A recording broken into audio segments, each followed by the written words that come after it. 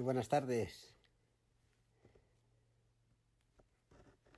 Puntuales aquí. Otro día de categoría, como cada uno. Hoy tenemos a un buen amigo, don Pedro Ballesteros.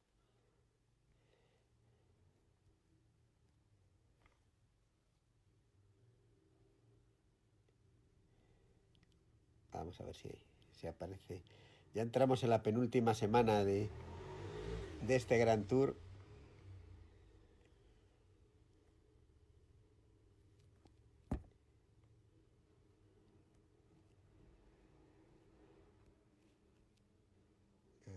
A ver, aquí está. Ya aquí, don Pedro.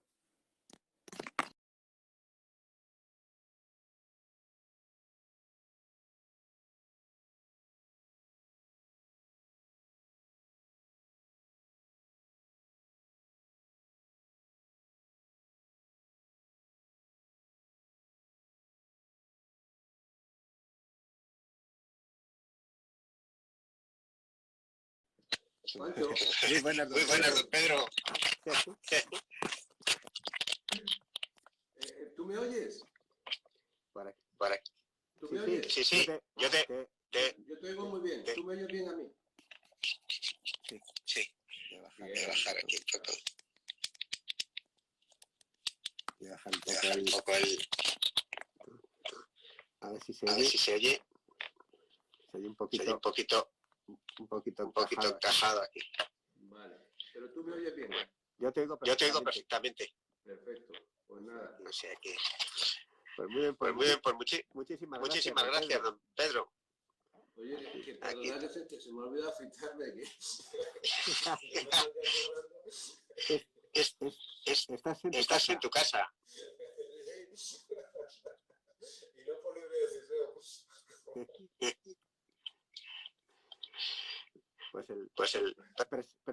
Presentarte aquí es algo difícil. Lo que estoy, voy a ver si me... Es que hay un eco. No sé. Se me oye con eco.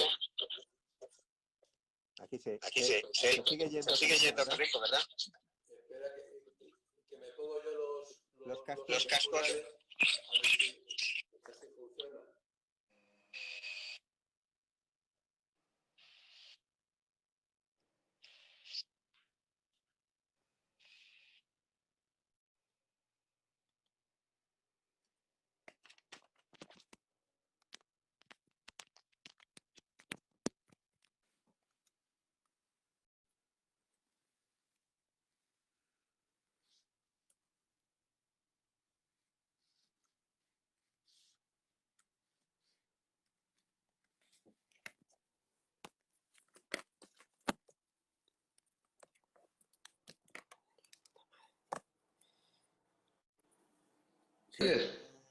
Sí, ahora sin eco. Ahora te oigo perfectamente. Vale, eran los cacharritos estos. De todo. Pues muy bien. Pues don Pedro, presentarte a ti pues me resultaría imposible. Lo que me gustaría de verdad es tomarme contigo unos vinos, la charla poderla hacer en directo. Sí, intercambiando aires. De todo. ¿Qué tal llevas esta reclusión domiciliaria en Bruselas? Joder, cada día peor, la verdad que sí. Pues estoy solo, echo de menos a mi compañera, echo de menos el contacto físico y el salir y la actividad normal, ¿no? Lo demás bien, estoy trabajando un montón porque es una locura el trabajo, pero solo las cosas son más así. ¿Y te gusta menos el vino o estás solo? Tú que además viajas continuamente, pues ahora estás fuera, sin poder ir a Shanghái. Que la última vez que hice la preparatoria de la primera comunión, joder, yo no sé. Claro, es que estar en casa para ti debe ser una tortura auténtica. de todo. Sí, es un poco Tú extraño. que eres un analista siempre de la vida, ¿cómo ves el periodo posterior, primero a nivel general, de cuando se vayan rebajando las medidas estas de secuestro domiciliario? Yo creo que nos va a cambiar todo. Yo me acuerdo cuando, es una cosa que al final es mucho menor que esta, cuando las Torres Gemelas, que todos nos llevamos un shock y ninguno nos dimos cuenta de que nuestra vida había cambiado, que a partir de ese momento a todos nos iban a estar metiendo mano en los aeropuertos, íbamos a tener seguridad por todos sitios, iba a haber más uniformes que nunca y muchas otras cosas, ¿no? Y yo creo que esto va a ser todavía más grave en ese sentido, ¿no? Tenemos que pensar mucho y ver cómo hacemos para mantener en nuestras libertades, todas ellas, ¿no? Porque una vez que hay un control no se sabe muy bien hasta dónde llega. Y luego me preocupa mucho el tema de las profundas asimetrías que tiene esto. Todo el mundo dice que es un mal asimétrico. Yo no veo ninguna asimetría. Esto al privilegiado que tiene una casa enorme con un jardín y que tiene forma de protegerse lo puede pasar mucho mejor que el otro. El virus es asimétrico una vez que está dentro de tu cuerpo y te pilla mal, pero hasta entonces es muy asimétrico. Y, y luego me preocupa mucho el tema del mundo, cómo va a quedar, porque parece que están buscando culpables y esas peleas entre China y Estados Unidos van a afectar mucho al comercio y para este sector del vino y para este sector del vino en España el comercio libre y el comercio con alegría, porque el vino es comercio de alegría, es absolutamente necesario. Y veo muchísimas cosas muy preocupantes y lo que veo es que tenemos que cultivarnos mucho en bondad colectiva, en encontrarnos y ayudarnos los unos a los otros para hacer un contrapeso frente a todos estos fantasmas terribles que están viniendo, ¿no? Y tú, el mundo del vino, en esta situación tras este parón, ¿cómo lo ves? Porque el mundo siempre, el mundo del vino está obligado al contacto entre la gente, a las tabernas, a los bares, a las casas. ¿Cómo ves ese futuro post-coronavirus o con él, luchando todavía durante tiempo, yendo con él paralelo? Pues estoy asustado porque, y más en España, porque yo lo veo desde fuera. Aquí estamos confinados más o menos el mismo tiempo que lleváis en España, pero aquí el gobierno siempre ha considerado que lo de estar confinados es una cosa mala y tenemos derecho a divertirnos. Entonces siempre hemos podido ir a dar un paseo, siempre hemos podido hablar con alguien manteniendo una distancia, siempre gente que vivía junto a una casa pues podía salir junta. Y parece que en España tienen que decir que el coronavirus, además de estar confinados, tenemos que estar tristes, ¿no? Y hacen cosas un poco raras, ¿no? Eso que han sacado ahora de los bares. A mí me recuerda un poco a lo que hacen los fundamentalistas musulmanes con la religión. Leen el Corán, pero tú no lo lees, ellos lo interpretan, ¿no? Y aquí lo mismo, la ciencia médica te dice hay que mantener un metro y medio de distancia. Bueno, pues dile a los de los bares que mantengan un metro y medio de distancia, pero no le digas que pueden afectar a un 30% de la gente, porque eso no lo ha dicho la ciencia médica. Y la misma cosa, dile, por ejemplo, si hubiera empatía a los ayuntamientos, que le regalen, que le alquilen gratis sitio de terraza a todo el que quiera, de restaurantes y bares, mientras dure esto, para que puedan trabajar y que la gente pueda salir y que pueda haber un negocio bueno. Ahora, esta mañana he leído ha subido muchísimo el consumo de vino en casa, un 31%, pero bueno, cuando ves el detalle, ha subido muchísimo el consumo de vino en bag-in box, cartones, cosas bajas, y el consumo de cava, de champán, de vinos caros ha bajado. Eso no le interesa a nadie. Eso no es beber vino, eso es beber alcohol. Y es un tema relativamente preocupante. Yo creo que, no lo sé, la verdad, o sea, la única respuesta honesta, lo digo varias veces, que puedo dar es que no tengo ni idea. Lo que hago son comentarios sobre pistas que veo, cosas de esas, pero por desgracia, pues me cuesta ver cosas positivas, ¿no? Sí, yo veía, ¿Cómo va a ser la profesión del sumiller? Que es una profesión de una cercanía física total, y además tenemos que tener en cuenta que lo que estamos en este negocio estamos tratando, por mucho que saliera alguna campaña bastante absurda sobre el vino, con un producto que es un vehículo en el cual pueda aguantar ese vino, y estamos todos echando líquidos y cosas de esas, ¿no? Eh, hay que pensarlo, ¿no? yo veía los datos que publicaron ayer de vinos generosos y de licor. La caída de urgencia había sido el 50% porque es un tipo de vino que va hacia un espacio concreto. ¿Tú crees que sufrirá más allá de lo que es el vino blanco, tinto o espumoso?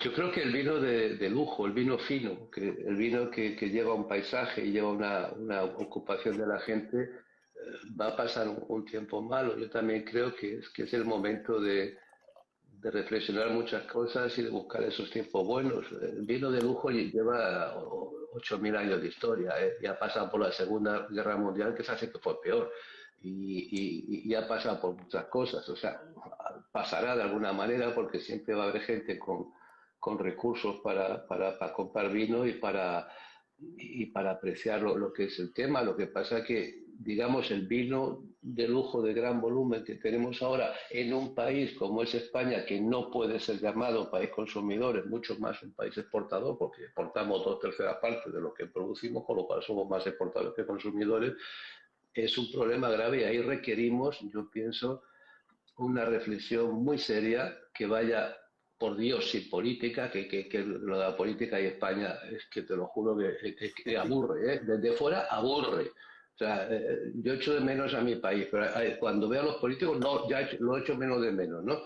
Bien, que una reflexión sobre una cosa importante, que es cómo potenciar España como país exportador de vinos con más valor.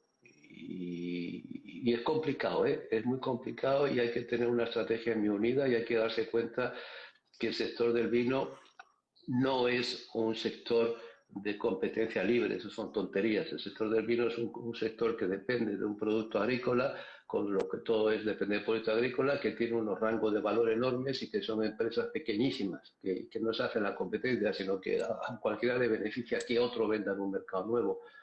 Y además hay que reflexionar eso, que por mucho que nos quieran decir los presidentes de Madrid, Cataluña, País Vasco y no sé qué yo, pues en cuanto sales un poco de España, pues nadie sabe dónde está esas regiones. La gente lo que conoce es España.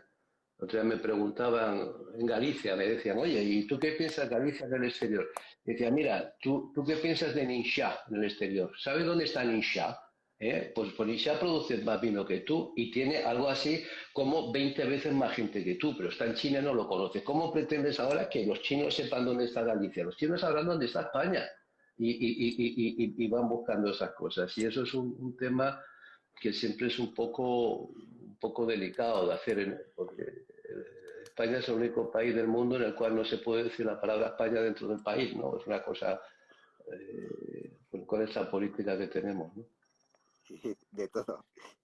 Tú, y empezando, ¿qué imagen ves que tiene el vino de Montilla Moriles en- en la tierra que estás, en Bélgica, o en Europa, que lo conoces, o en Asia? La misma que tiene Nisha en Montilla Moriles, es decir, nula. Ninguna. Claro, tiene más imagen en algunos mercados muy nichos y con algunos sumilleres alvear como marca que el propio Montilla, pero es lógico, no hay nada peyorativo en eso, es simplemente que la denominación de origen, a pesar de que sea de las más antiguas, de la primera jornada de la ley del vino de la República, no ha creado, no ha podido además crear una nombradía fuera de España, como es el caso de casi todas las denominaciones de origen españolas. Cuando yo estudiaba vino, fuera de España se conocía Rioja y Jerez. Claro, Jerez siempre se ha conocido, pero precisamente Montilla lo que ha tenido es esa esa cosa terrible que tenemos cuando tenemos un hermano brillante. Yo tengo varios que son más brillantes que yo, porque yo por eso lo puedo entender. Te ayuda mucho en la vida, pero joder, pero te deja un poco afuera, ¿no? O sea, tú fíjate la historia de Jerez y Montilla. Es que no ocurre en ninguna parte del mundo. Jerez, que es desde hace 3.000 años el vino más mundial de toda España, que lo que ha tenido la historia, vamos a decir, resulta que uno de los tipos más conocidos y más apreciados de vino de Jerez se llama amontillado. Y sin embargo, un tipo de vino de Jerez que hasta ahora, hasta hace poco, se vendía relativamente mucho, está íntegramente hecho en Montilla, pero se llama Jerez, que son los peques. Es una relación absolutamente... está la historia de que eran los finos que se oxidaban de alguna manera, se les moría la flor y entonces se hacían como los de Montilla, que en Montilla costaba más mantener la flor todo el año por la mayor continentalidad de Montilla y Moriles, ¿no? Y luego estaba la cosa de que Montilla no podía vender sus vinos dulces de PX, con lo cual se vendían a través de la botella de Jerez. Todo tiene su lógica, pero fíjate lo que hemos quedado, que prácticamente muy poca gente sabe que los grandes vinos dulces jerezanos son de Montilla y no del viñedo de Montilla, del viñedo y de las bodegas de Montilla. Lo que se hace en Jerez es envejecerlos, mientras que la razón de que un gran tipo de vino de Jerez se llame amontillado es porque se aproximaba al estilo de Montilla, y eso ha originado que Montilla sea siempre pues la hermana menos visible de esta pareja, ¿no? Y ahora que España es diferente, hasta ahora ha sido, yo creo, una cosa genial, y yo creo que eso ha ayudado muchísimo a que sobreviviera una cierta industria en Montilla, porque Montilla no tenía vías de comunicación para exportar su vino, como le pasaba a todo el interior de la península. Esa es la única razón que ahora se descubre el vino, porque no había tren, no había carretera, no había nada, pues no se podía vender el vino, con lo cual no se podía hacer bien, ¿no? Pero ahora que ya tenemos unas vías de comunicación decentes, ahora que somos parte de la Unión Europea, que tenemos unos mercados de una forma estable abiertos, y ahora que tenemos gente muy capaz, que han estudiado en buenas universidades españolas y de fuera, que saben lo que es el mundo, pues podemos dar una segunda mirada de esas tres que sale el vino, una segunda mirada a Montilla y empezar a ver que esos suelos de Albariza son únicos en el mundo, que les queda un patrimonio de viña vieja en vaso impresionante, que dentro de ese suelo y de ese clima pues se pueden hacer muchas más cosas, que ya no es la única salida a hacer vinos en el estilo de Jerez, sino buscar qué es lo que te puede dar esa tierra, hacerlo con curiosidad y con amor, porque ya no es una región aislada, Montilla y Moriles, ya es parte del mundo y de Europa, ¿no? Pero tú y yo, que bien sabemos que las fronteras es lo más antinatural de la historia y que no han existido, porque al final la Manzanilla es un pueblo de Huelva, o sea que la Pedro Jiménez pues viene desde Málaga, o sea, de la transición, pero es que han sido parte de la misma época y de a lo largo de los siglos han formado parte del mismo espacio. Es que es una cuestión que a veces no se entiende. Tú has estado hace poco en Montilla Moriles, ¿y cuál fue tu impresión de regresar allí y verla con detalle? ¿Cómo la recordabas y cómo la has visto? Joder, para mí fue un viaje precioso. Aparte que iba muy bien acompañado y dirigido. Me estaba llevando Paco el Castillo, y Paco es una persona, aparte de maravillosa, tiene el saber humilde del que sabe, ¿no? Y fue precioso, y la verdad que nos trataron estupendamente. Pudimos hablar en las bodegas que visitamos con mucha extensión, pudimos ver los viñedos. Fue en invierno, que es un momento muy bonito para visitar estas zonas. Y para mí fue un abrirme los ojos, que yo no me considero excesivamente informado ni nada de eso, pero vamos, digo la opinión que me fue dando. Yo cuando veo esos viñedos y veo esas viñas y sé que no se extrae mucho valor de lo que hay ahí, simplemente porque falta la conexión de ese valor natural con el valor del mercado, ¿no? Y cuando veo esas bodegas de esa historia alucinante y esas capacidades, pues claro, veo que hay un potencial en Montilla enorme, que queda muchísimo por desarrollar, pero también veo, quizá en la visión del de fuera, que me importa mucho menos la Pedro Jiménez y los estilos clásicos de Montilla, que hay que mantener las dos cosas y desarrollarlos, pero pensar también en otras cosas, como entender cómo esas viñas viejas en esos albarizas peladas pueden encontrar una expresión que el mercado la aprecie de otra manera. Yo ahí recuerdo mucho, más se me está ocurriendo ahora, pero es una buena analogía, lo que hizo la familia Seidi en Sudáfrica, En Sudáfrica. de un que tú has estado hace poco, de un viñedo absolutamente abandonado, destrozado, en una zona imposible, una zona de un clima aún más cálido que el de Montilla y Moriles, unas viñas viejísimas de Palomino, de Pedro Jiménez, de Chenin, de otras uvas, ni se sabía lo que tienen ahí, y cómo él y otros han sabido dar valor a esas viñas viejísimas con vinos que son absolutamente modernos. Esa nueva combinación me impresionó mucho, me gustó mucho el primer intento que hicieron Alvear y los chicos de Vínate, Roberto Alfonso, con los vinos de las Tres Miradas. Me parece muy interesante. Creo que hay más cosas a experimentar.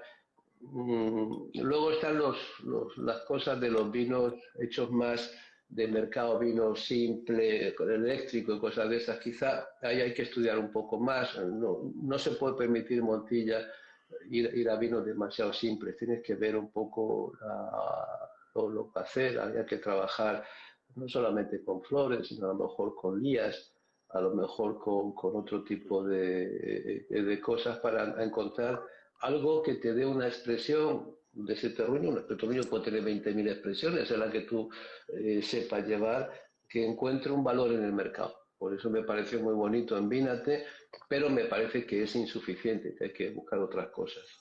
De todo. Hablabas de las viñas viejas. ¿Tú crees que es un patrimonio? ¿Tú crees que es una moda? ¿Tú crees que es algo importante? ¿Cómo lo sitúas? Yo lo que siempre digo, y con la edad que voy teniendo, lo voy diciendo cada vez con más autoridad, que uno por ser viejo no es mejor, porque si uno está tonto es un viejo tonto, o sea, y no hay más historia. Lo que pasa es que cuando una viña es vieja y está en un sitio interesante, al final la edad de la viña lo que representa es una inversión enorme de información, de una información codificada en forma de la energía que viene del sol y que ayuda a explorar un suelo. Según lo que exploras en ese suelo, el sistema de la viña va a conducir el crecimiento de la parte aérea. La parte aérea está gobernada por las hormonas, por los mensajes, por las hormonas que están en la raíz de la viña. A nosotros, nuestras viñas europeas, en realidad su crecimiento está regulado por los patrones americanos. Entonces, toda esa inversión que tú haces de información y de energía durante 50, 60, 70, 80 años, eso es el terruño. Eso es lo que te diferencia. No es el clon Pepe de la Pinot Noir de Dijon. Es esa inversión lo que te va a diferenciar. Entonces, eso es un patrimonio que sale más allá de la vida de cada uno. Y además es un patrimonio que pertenece a un paisaje, porque en casi todos esos paisajes, y Montilla es uno de los mejores ejemplos, no tienes alternativa de ocupación del territorio frente a la viña. Con lo cual eso no puede ser una propiedad privada en el mismo sentido que es esta camiseta, que haré con ella lo que me da la gana, como no la hago daño a nadie, ya la he pagado, pues está así. No, las viñas viejas se tuvieron que arrancar unos años porque había otros problemas políticos y de sociales. Había que dar una salida a la gente que tenía estas viñas, de acuerdo, eso no vamos a discutir ahora. Pero ahora deberían de alguna manera estar protegidas. De alguna manera que el propietario de esas viñas, que muy a menudo son personas de una cierta edad que están ya cansados que no encuentran una forma de tener un ingreso y que no quieren que sus hijos, y aunque quieran, sus hijos no quieren, se dediquen a la viña porque es trabajo duro, poco remunerador y poco prestigioso desde el punto de vista social, tuvieran una compensación de la política agrícola común. Pensad que la política agrícola común ahora está dando a muchos miles de agricultores españoles un dinero fijo por no hacer nada, para que no haya excedentes, ¿eh? Eso fue una de las normas que se hicieron de lo que se llama desacoplar las ayudas con la producción. Porque durante muchos años estuvieron acopladas, entonces tú favorecías las producciones brutales, ¿no? Eso es otro rollo. Yo pienso que la viña vieja, en tu pregunta, determinados paisajes de viña vieja deberían estar protegidos y debería estar terminantemente prohibido arrancarlas y debería estar penalizado arrancarlas para plantar puñeteras espalderas con sistemas medio escondidos de regadíos en pozos ilegales. Que eso ocurre, no sé si en Montilla, pero de luego no muy lejos de Montilla sí sé que ocurre. En La Mancha. Y respecto a toda esta parte de las viñas, nosotros, tú y yo, creo que estamos viendo una situación que nos parece peligrosa. Que hay una defensa por mucha parte del nuevo establishment de los vinos, del viticultor que elabora vino. Pero nadie se acuerda del viticultor que produce uva de buena calidad. Totalmente, totalmente. Además, hay una palabra para el viticultor que elabora vino que no sé por qué no se usa y es palabra bella, muy bonita. O sea, yo siempre uso el bodeguero, es o bodeguero o vinatero. O como dice Antonio Flores, hacedor de vinos, que me parece una palabra muy bonita también. Luego está el que produce uva, que es un viñador o un viticultor. Y luego está, que es una figura súper importante en la historia de España, que es la profesión más extendida en el vino hasta hace relativamente poco, 150 años, el viñero. Un viñero es un viñador que hace vino. Y no es lo mismo un bodeguero que se reconvierte a defensor del viñedo que un productor de uva que hace vino. Son cosas diferentes. Y luego, siempre ha habido en países muy desarrollados, como por ejemplo es dentro de Francia, pues Champagne o Borgoña, o en Estados Unidos, California, está el famoso viñedo Tecalón con Bastater, siempre han habido los grandes viñadores, los que venden las mejores uvas para vinificación del mundo. Algunas de las uvas de Tecalón se venden a casi $100 el kilo, porque son para gente que quiere un gran vino y paga lo que sea. Y ese negocio, que una vez que gracias a las benditas cooperativas se podía separar la producción, las cooperativas acabaron con los viñeros. Porque antes lo que se vendía era vino hecho. El viñero llegaba, le pagaba al señor en la Edad Media. Espera que me estoy quedando sin batería. A ver si engancho aquí. Perdona un segundo, Mientras diré lo que estoy bebiendo, que he empezado con Solera Fina María del Valle de Gracia Hermanos. Para sufrir, ¿verdad? Sí, una saca de octubre del 18. Decía, el productor de grandes uvas en España prácticamente no existe. Hay solo uno que yo conozca, que es Jorge Monzón en Ribera del Duero, que ese hombre y su padre, sobre todo, pues tiene unos viñedos alucinantes y solo ahora con su mujer, que es arquitecto, se han dedicado a hacer vino, Dominio del Águila, que por supuesto es una joya ese vino, eso son maravillas, pero eso no existía y eso podría ser, con la ayuda de las cooperativas, una gran defensa para la producción de vino de calidad. No es, como tú ves, los términos, las explicaciones técnicas de la denominación de origen, que a veces te asombran. Si usted tiene espaldera, puede hacer 10.000 kilos. Si tiene vasos, 7.000. Al vaso le estás forzando ahí, le tienes que meter ahí de todo para que te dé los 7.000 kilos y aún así ganas menos que el de la espaldera. Y dice, bueno, es que no tiene sentido, vamos a hablar de calidad. Hay otras que lo desarrollan, hay alguna cooperativa, conozco, Grandes Vinos y Viñedo en Cariñena, tiene un sistema mucho más complejo de hacerlo, pero de alguna manera sí debería haber una protección también del vino precisamente valorando esa uva y sería uno de los muchos papeles que les quedan por hacer a las cooperativas. Es la forma de sacar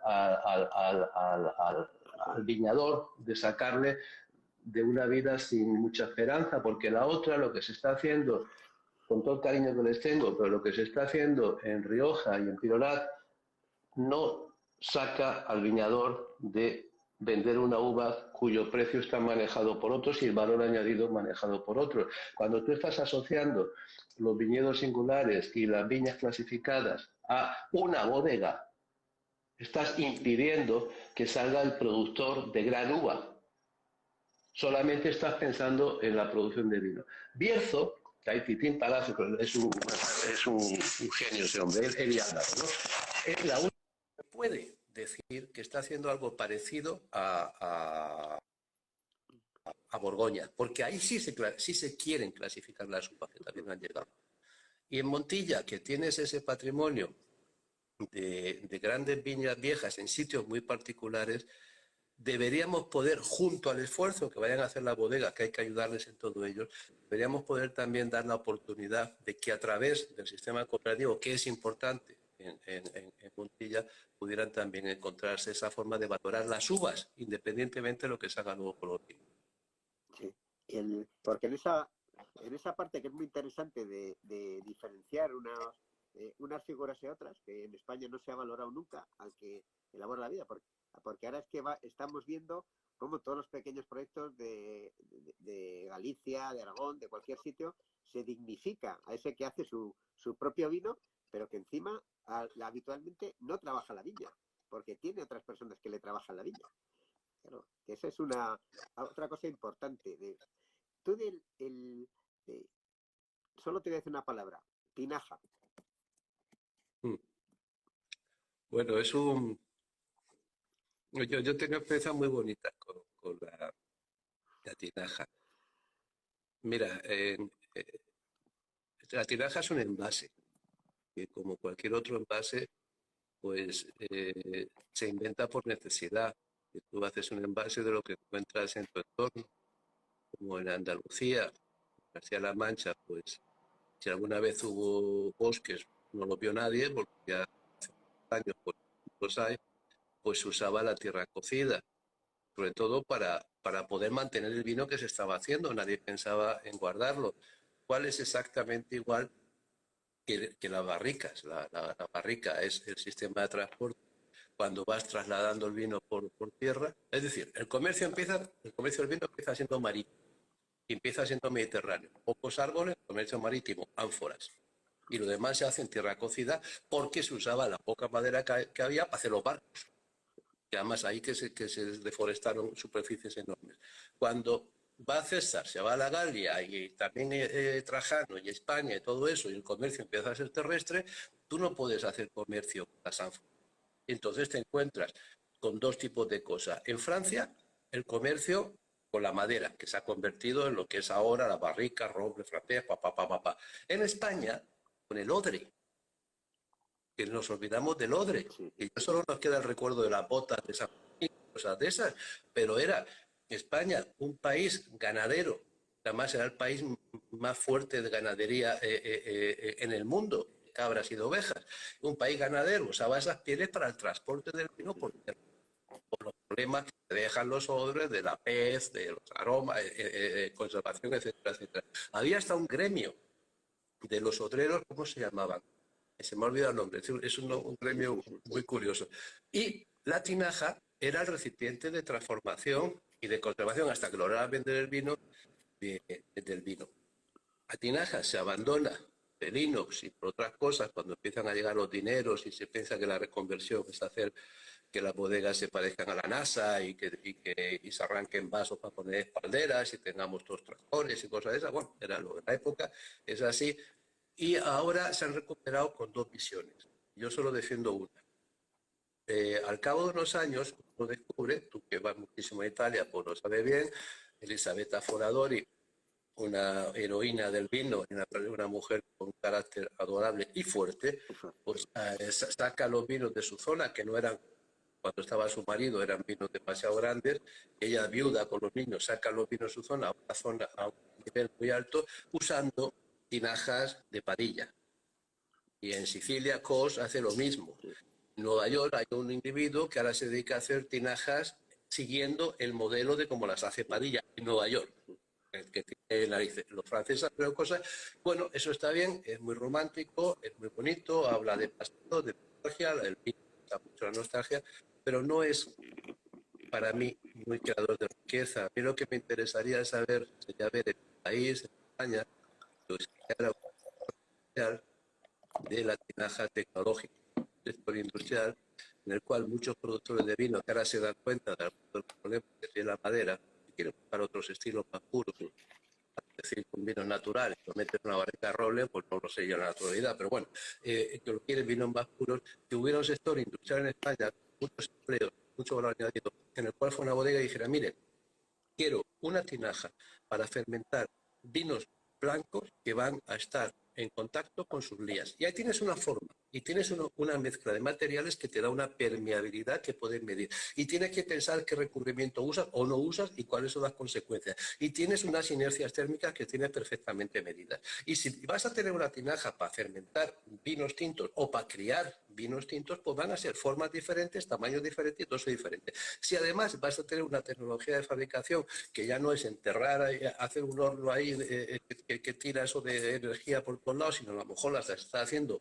ya imagino, esto ya es ciencia ficción, con impresoras 3D o con lo que sea, y si eso lo haces en España porque estás recuperando el saber hacer que había ahí y estás adelantando todo lo que hay, pues a lo mejor hemos creado 3.000 empleos de 3.000 familias que pueden vivir muy bien y que van a hacer algo que da valor añadido al sector del vino y que lo hace así. Eso es un poco de amor por las tinajas. Lo cual no me quita que cuando voy a Montilla Moriles y me encuentro esos parques inmensos de tinajas y me encuentro todo eso y digo, mío, el trabajo que se ha hecho aquí, una tinaja cuesta mucho trabajo, es una inversión fuerte. El trabajo que se ha hecho aquí, lo que tenía que haber sido esto, qué voluntades lleva el vino, qué personalidades desarrolla y qué cosas son así. Mira, estoy escribiendo estos días por la tarde bastante, ¿no? Por lo menos la única cosa de esta porquería de confinamiento, que ya que tienen más cosas para más tiempo y para escribir y eso. Y lo escribía el otro día, que yo me imaginaba a veces, imagínate que esto se va al garete y que desaparece la civilización y pasan 2000 años, sale otra civilización y entonces viene un arqueólogo y se empieza a encontrar, a desenterrar zonas de las mejores zonas de vino del mundo nuestro, ¿no? Y se te va a Ribeira Sacra y ve ahí unas terrazas y dice, joder, el trabajo que había que meter. Y se te va a Montilla y te ve unas tinajas ahí pues y dice, joder, lo que tuvieron que meter estos aquí.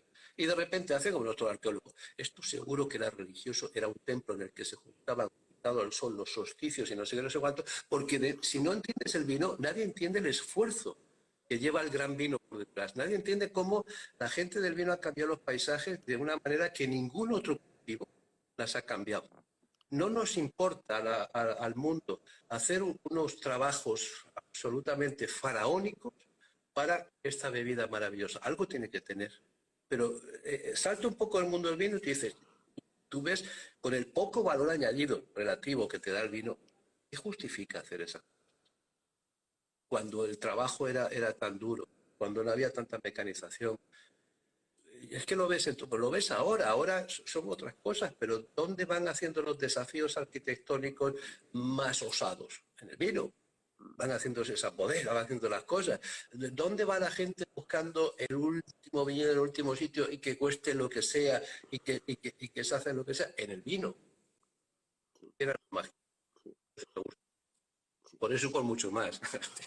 Entonces, del último viaje, recuerdo que tú decías, no decías Montilla Moriles, sino Montilla y Moriles, porque viste unas diferencias enormes.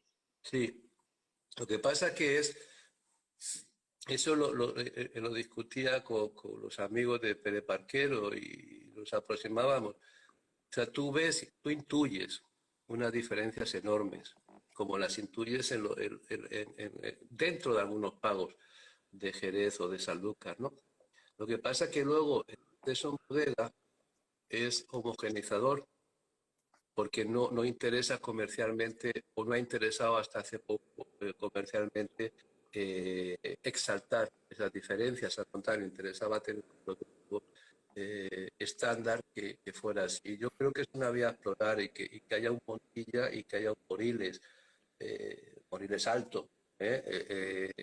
Son paisajes muy diferentes y es muy probable que se hagan cosas diferentes, pero eso tiene que partir de la base de que lo que tú vayas viendo en el viñedo se desarrolle en un tipo de vino también así y que hagas que el terruño, que es un terruño de la bodega, no sea un terruño homogeneizador, sino sea un terruño que exalte las diferencias. Porque además el mercado hoy te está pidiendo vinos que te cuenten historias nuevas, siempre lo ha pedido, siempre lo ha pedido. La gente del vino es muy novelera y siempre nos gusta cambiar y ser infieles y buscar cosas nuevas. Es normal, es así.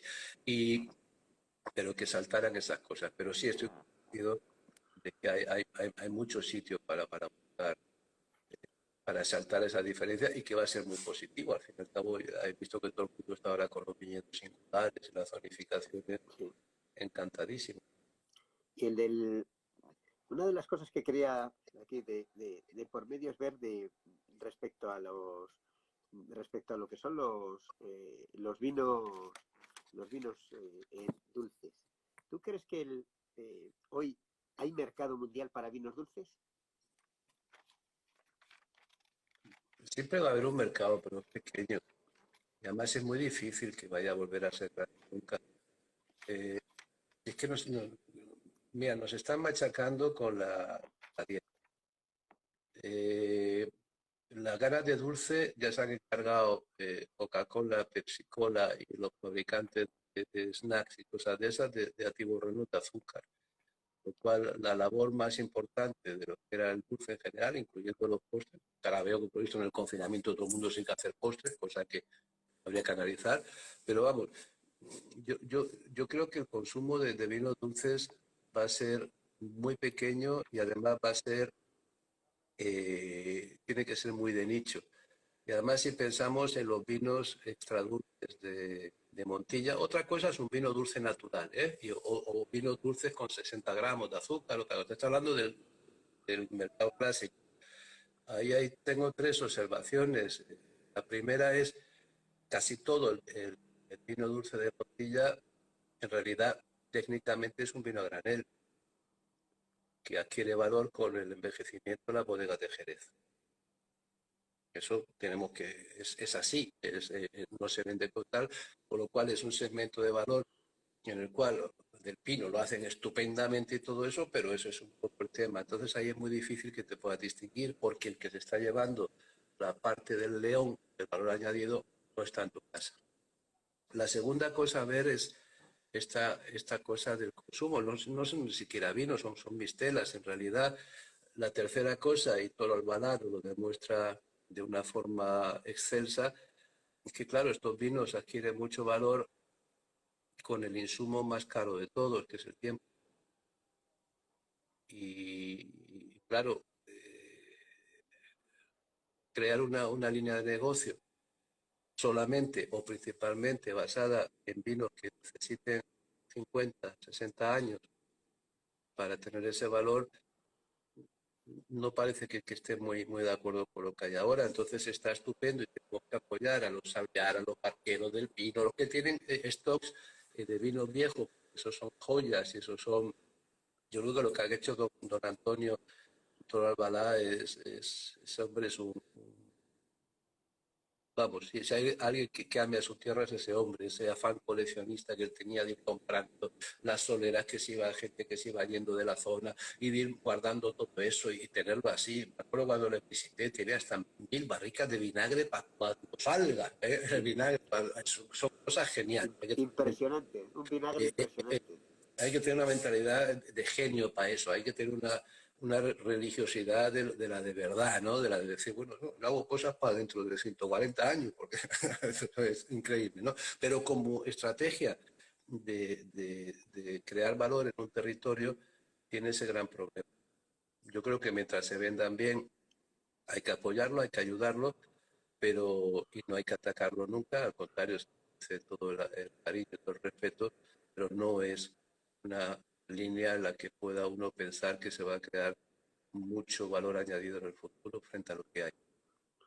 Las grandes zonas de vinos dulces hemos visto que, como es Tokai, como es Alemania, como es Sauterre, todos han creado una línea de vinos secos. Pero claro, Montilla ya cuenta con ella. O sea, tiene una ventaja respecto a esas zonas porque tiene una tradición en el tiempo de vinos secos, que el del 19 eran vinos blancos como tal. O sea, lo que está haciendo ahora, por ejemplo, o de Tres Miradas, o Fátima, o esos proyectos, es una recuperación del pasado. Entonces yo creo Sí, que ellos ya lo tienen dentro de su filosofía de vida. sí, pero no. O sea, sí, conceptualmente estoy al 100% contigo de acuerdo, Juancho. Sin embargo, en términos económicos y de mercados, todavía no. Todavía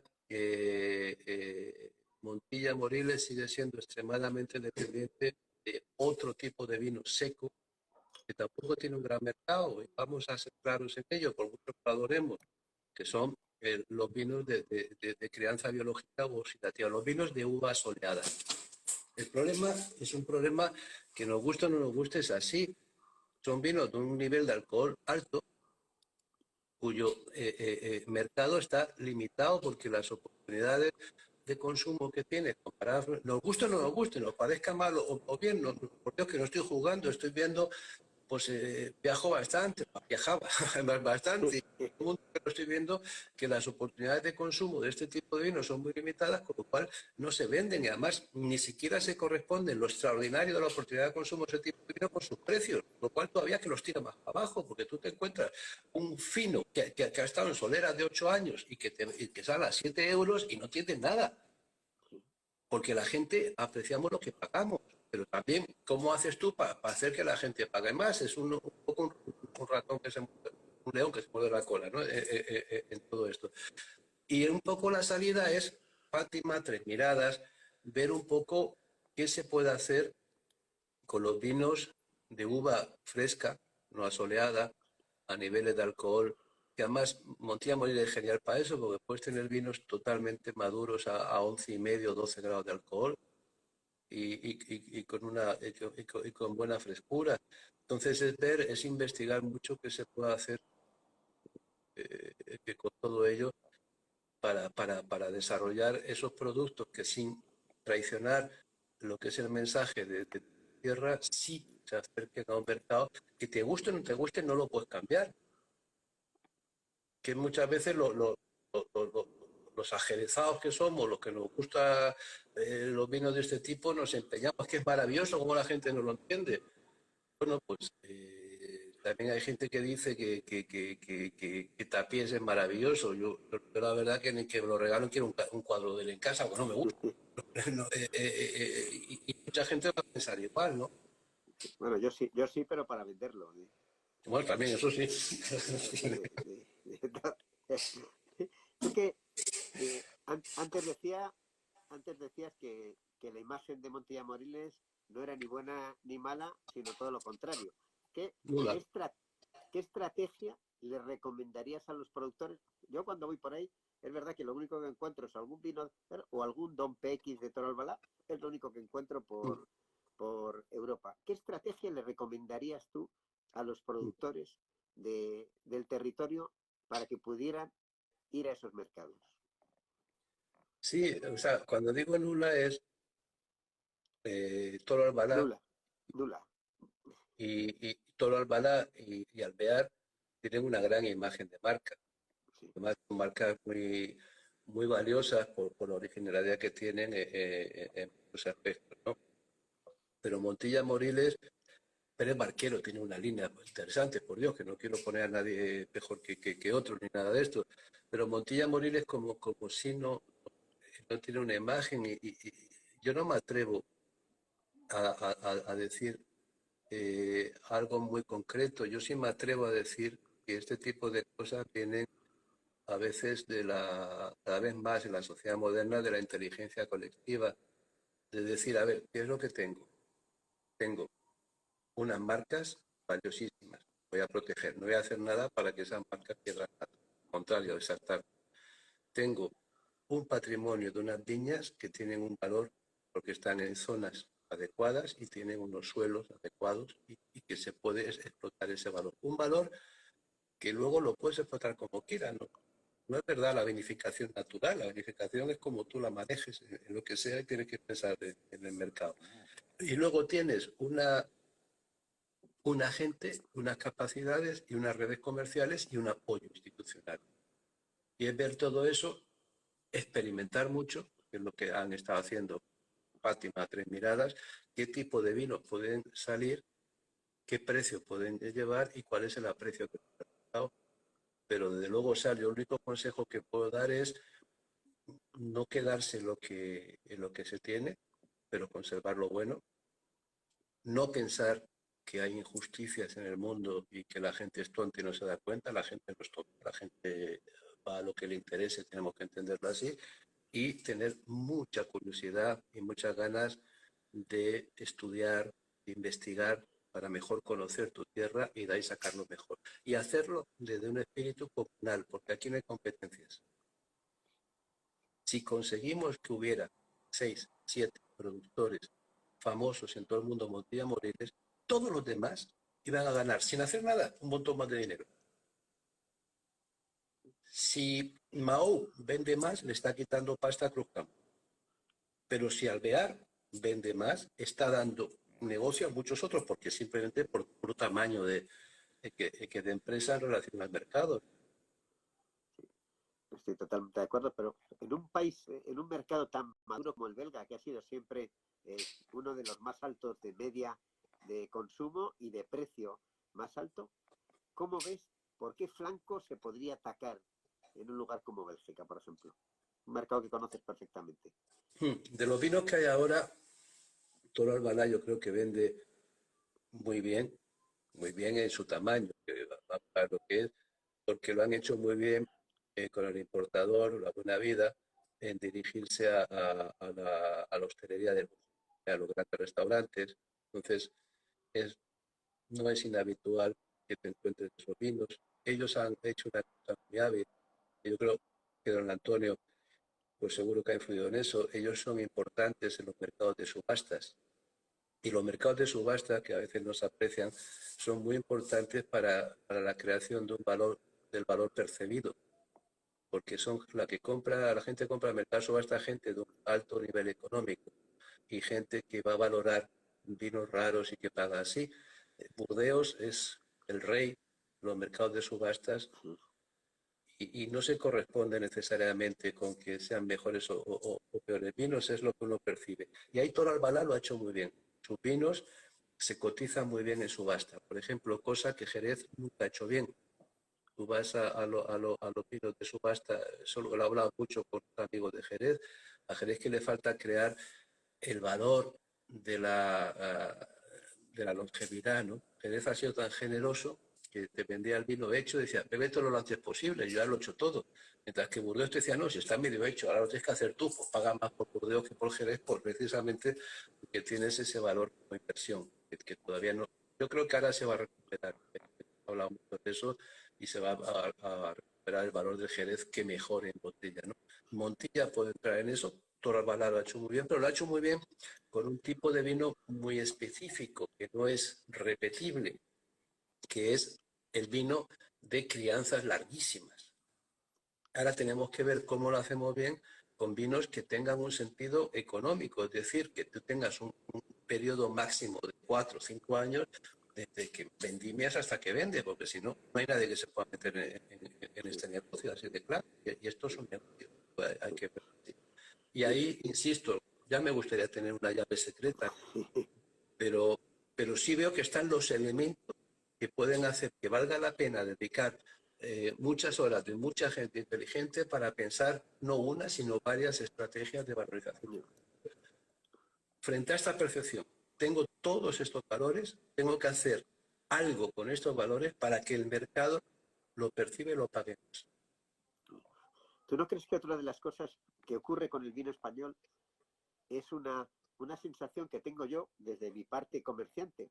Y es que el vino español no se cotiza más porque nunca se termina. O sea, los vinos de cualquier país del mundo se terminan, son finitos. Entonces el vino español siempre hay. Entonces es imposible que se revalorice algo que siempre encuentras. está cambiando, ¿eh? O sea, los grandes, buenos Rioja viejos ha subido la cotización en subasta un poco, ¿eh? Ahora, yo qué sé, un Rioja de los años 20 puede ser más de 1.000 euros, que no es comparable a lo que puede ser todavía un gran Berenauslese alemán o cosas de esas, pero ya es una cosa ya muy fuerte. Yo creo que es un problema más social que otra cosa. Mira, es un problema que empieza, vamos a la empieza los reyes de Francia, mientras tuvieron reyes, se dedicaron, y todos los nobles, a hacer promoción del vino francés. Los papas han sido unos promotores de vino increíbles, los que inventaron Châteauneuf-du-Pape, y muchas otras zonas. Los reyes de España, estuve leyendo el otro día varios artículos de eso. ¿Tú sabes lo que bebía Carlos I? Cerveza. Felipe II, Riesling. Yo soy enamorado de Riesling. No, pero eres un rey de España. ¿Eh? Yo creo que el primer rey de España que hizo algo por el vino español fue Alfonso XIII. Hasta entonces, eso ya hace que no hayas creado un prestigio. Después tienes otra cosa. Aquí en Bélgica, tú vas a muchas casas de la burguesía. Aquí ha habido una burguesía más tiempo que en España, por otro lado, y es muy habitual que gente de ingresos no demasiado altos coleccionan vino. Y tienen una serie de botellas abajo en la cava. Eso en España, por el sistema de habitación que tenemos, ni siquiera la burguesía, que lo ha tenido mucho. Entonces, no ha existido el concepto de coleccionar vino. El único vino que se coleccionó, y eso es una historia del franquismo, fue Vega Sicilia, porque era el vino que se le regalaba a los que tenían mucho poder, era el vino de los Gürtel y esas cosas, se regalaban esos vinos caros porque tenían eso y eso daba mucho prestigio en las cosas. Pero lo demás se coleccionaban algunos Riojas, por eso ahora se pueden encontrar bastante Rioja viejo, pero nada más, y no había esa mentalidad ni siquiera de guardar. Es que Tú lo sabes, Juan, llevas en esto también muchos años, hasta hace muy poco la misma prescripción española despreciaba los vinos viejos. Toda la prescripción, O sea, toda. confundían viejo con oxidado. Hasta Entonces, hace 15 claro, o 20 años. Pero ahora hemos pasado hacia el otro lado, que solo veníamos los sí, ahora ya ves una cosa decrépita, no, joder, es que tiene, no sé qué, es una cosa así. Pero te quiero decir que no había una cultura de eso, pero ahora que somos parte del mundo, ahora que somos parte de Europa, ahora que ya no somos tan diferentes como decía Fraga, que éramos, aunque lo somos en muchas cosas, ese tipo de vinos puede hacer, y claro que hay un potencial. Yo que sé, es que Rioja, tú lo has catado conmigo, Juancho, es que lo de Rioja es escandaloso. O sea, yo con todo el cariño, porque yo sé lo que tú sientes por Barolo y todo eso, Barolo no puede hacer Rioja. No lo puede hacer. Nadie puede hacer, pero es que esa es otra cosa que vamos tú y yo siempre y que nos quedamos solos, que es las grandes bodegas. Es curioso ahora mismo qué tendencia de admirar las grandes bodegas argentinas, que son todas grandes y sin embargo que están en su siglo XIX, y sin embargo despreciar las españolas del siglo XIX, llamar bodega industrial a una que tenía viñedo a su alrededor, que era familiar, que no tiene nada que ver con la bodega industrial del siglo XX. O sea, hemos caído en un proceso. Y sobre todo dos cosas, Juancho. Primera, atacar al que te da el pan. Porque esos son los que han cambiado el vino de España. Efectivamente. Y hay que recordar que el vino de España, y ya sé que mucha gente se enfada con eso cuando lo digo, pero no lo digo de nada peyorativo, lo digo de corazón. La tradición del vino español es una tradición con rarísimas excepciones, rarísimas frente a lo que hemos tenido, de vino malo. Sí, es verdad. Y era vino malo no porque la gente fuera tonta o porque no tuviéramos buenas uvas o porque no tuviéramos magníficos terroirs. Era vino malo porque no había quien lo pagara. Sí. ¿Dónde estaba el vino bueno? Donde había gente que lo pagara. ¿Cuál era el mejor vino del mundo durante un tiempo? El vino de Canarias. ¿Por qué? Porque lo que más se compraba en Londres, la gente dinero, era vino de Canarias. ¿Por qué Jerez es Jerez? Porque